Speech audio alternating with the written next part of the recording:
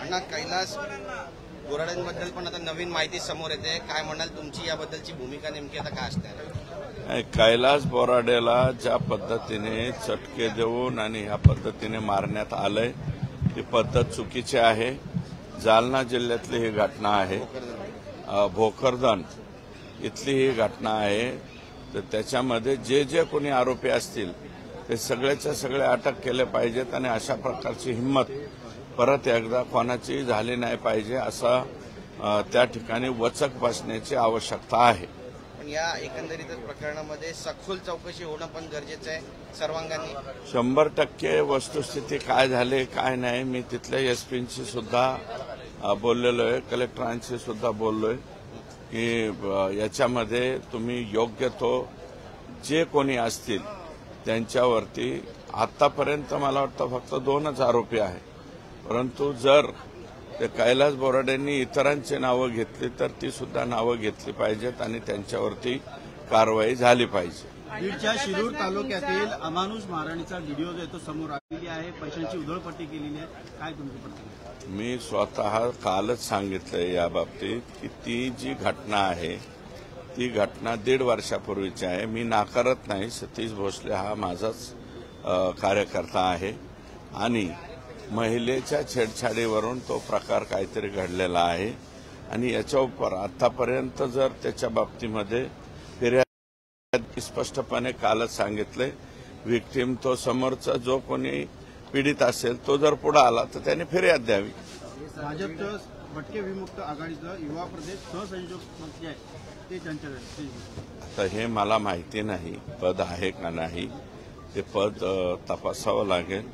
परंतु जर त्यांच्या बाबतीत जो कोणी समोरचा तो मुलगा आहे त्यांनी आला तर त्यांनी फिर्याद द्यावी, एवढंच माझं मत आहे. म्हणतात की खोक्या भोसलेंचा आका कोण आहे आणि या आकापर्यंत सुरेश दस पोहोचणार का?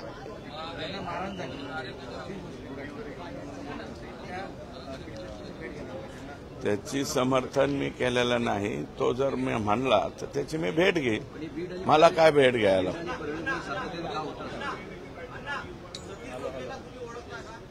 मी ओळखतो सतीश भोसले हा कधीतरी कधी कधी माझ्याकडे येतो. मी आता तो पाठीमागा असे काय उद्योग करतो हे मला थोडीच माहिती आहे. ओके.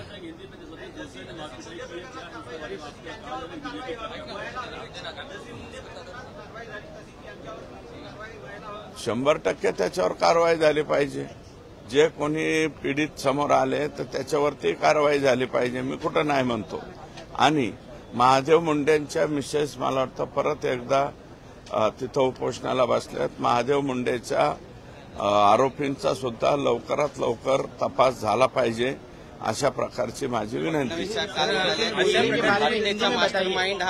हिंदी ना म्हणून राजीनामा घ्यावा लागेल. हो बरोबर आहे. तो म्हणजे वाल्मिक कराड आणि धनंजय मुंडे एकाच नाण्याच्या 2 बाजू आहेत हे पहिल्यापासून मी म्हणतोय.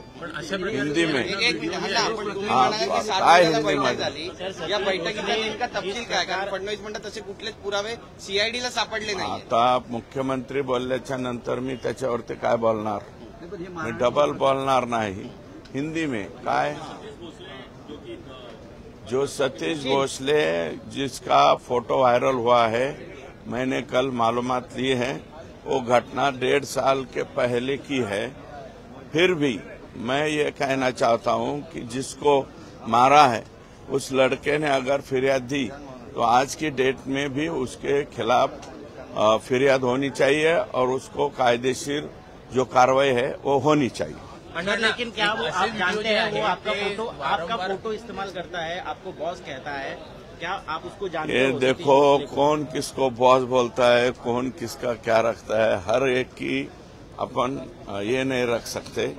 फिर भी मुझे अगर बॉस भी बोला है तो बॉस ही बोलता है ना, उसके ऊपर कार्रवाई होनी चाहिए. लेकिन क्या आप उसको जानते हैं, आपका कार्यकर्ता है वो जानता हूँ मैं, कभी कभी मेरे पास आता है और मैं ये कहता हूँ कि अगर मैं भी उसका बॉस हुआ तो बॉस का ही कहना है कि उसके ऊपर उचित कार्रवाई होनी चाहिए.